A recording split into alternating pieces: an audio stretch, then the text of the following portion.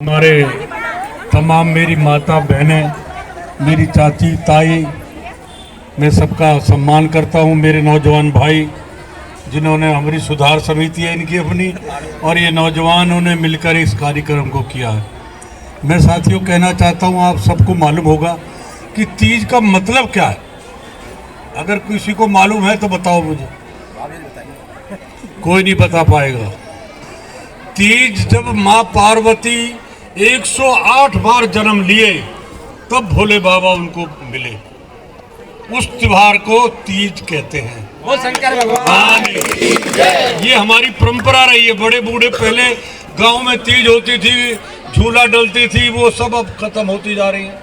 अब तो आपको पता है लोग पूर्णवासी को भूल जाते हैं, अमावस को भूल जाते हैं। तो हमारी परंपरा रहनी चाहिए। और नौजवानों का मैं बहुत आभारी हूँ कि जिन्होंने पिछले साल भी कार्यक्रम किया।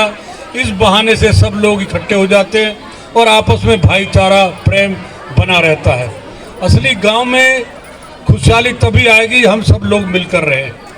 गांव में तरक्की कब आएगी जब हम सब लोग मिलकर कार्यक्रम करें।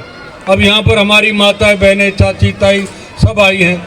अब इनको कहाँ टाइम मिलता था, परंतु आज आई हैं तो एक दूसरे से सुख दुख की बातें हो रही हैं। तो यही जीवन में जाएगा।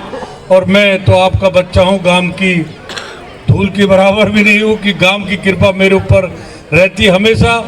और आपकी वजह से ही मैं यहाँ पर पहुँचा हूँ। और मैं हमेशा गांव के लोगों का बहुत सम्मान करता हूँ, ये मैं आपको विश्वास दिलाना चाहता हूँ। और ये विश्वास रखें कि आपका बच्चा कभी कोई आदमी ये कहने नहीं आएगा कि इसने हमारी गलत कर दिया। कोई भी भाई है। आज तो जब गांव का विधायक हो तो किसी की हिम्मत नहीं होती गांव की तरफ आंख भी उठा के देखी। तो साथियों मैं आपका बहुत आभारी हूँ। जो कलाकार यहाँ आए उनका भी आभारी हूँ। और अपने सब भाई माता बहनों को आगे से हम सब लोग मिलकर हर कार्यक्रम को करें। जैसे राधा अष्टमी आ रही है अभी, तो गाँव में कार्यक्रम हो, मंदिर के ऊपर ही रखो, बाहर रखो, तो गाँव में तभी तरक्की आती है। अब गांव में कुछ करेंगे नहीं तो तरक्की आएगी नहीं। और गांव में अगर खुशहाली देख रही है तो गांव में कार्यक्रम होते रहने चाहिए। आपको याद होगा जो हमारे पुरानी माता बहनें पहले गांव में रक्षाबंधन पे भी होता था, तीजों पे भी होता था, कबड्डी दौड़ कुश्ती, ये सारी चीज़ हमारी खत्म हो गई।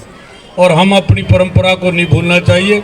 हमें अमावस को जरूर याद रखना चाहिए, क्योंकि अगर हमारे इष्ट हमसे नाराज हैं तो साथियों फिर जीवन में व्यक्ति आगे नहीं बढ़ सकता।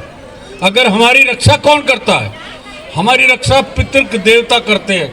और वो हमें अमावस को याद रखनी चाहिए कि जो हमारे बड़े बूढ़े परंपरा रख गए हमें उस पर चलना चाहिए। तो मैं ज़्यादा कुछ ना कहते हुए आपका सबका बहुत आभारी हूँ। और अपने नौजवान भाइयों का जिनका आशीर्वाद मेरे ऊपर रहता है, और गांव बस्ती का तो और रहता ही है। और गांव में आप देख रहे हो सारा काम अब बहुत विस्तार से कर रहे हैं। जहां सीवर खराब है उसको ठीक कर रहे हैं। पानी की लाइन है, सोमवार से शुरू हो जाएगी। सारे गांव में जितनी पुरानी लाइन है पीने के पानी की, वो सारी हम बदल रहे हैं। सीवर को बदल रहे हैं जो पुराना सीवर है। फिर रोड नाली बनेगी।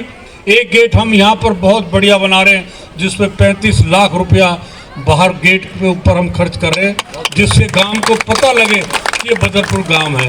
और जो भी कुछ हो बन पाएगा, इन बच्चों के लिए जो बैडमिंटन के खिलाड़ी हैं इनके लिए भी वो पैसा मंजूर हो गया है, जिससे उनको खेलने में दिक्कत ना हो। कहीं और कोई दिक्कत होगी तो हम मिलकर जो सरकार से हमें पैसा मिलता है हम उसको खर्च करेंगे। इसी के साथ आप लोगों का त्यौहार पर आज 15 अगस्त भी है। आज के दिन देश आज़ाद हुआ था। देश की आज़ादी आराम से नहीं मिली, बहुत लोगों ने कुर्बानी करी है। हिंदू हो या मुसलमान हो या सिख हो या ईसाई हो, सब ने कुर्बानी दी है, जब जाके तिरंगा झंडा भारत को मिला है। हम यहाँ तक पहुँचे हैं और हम सब मिलकर इस देश को तरक्की में काम करेंगे। इसी के साथ आपका बहुत बहुत धन्यवाद। और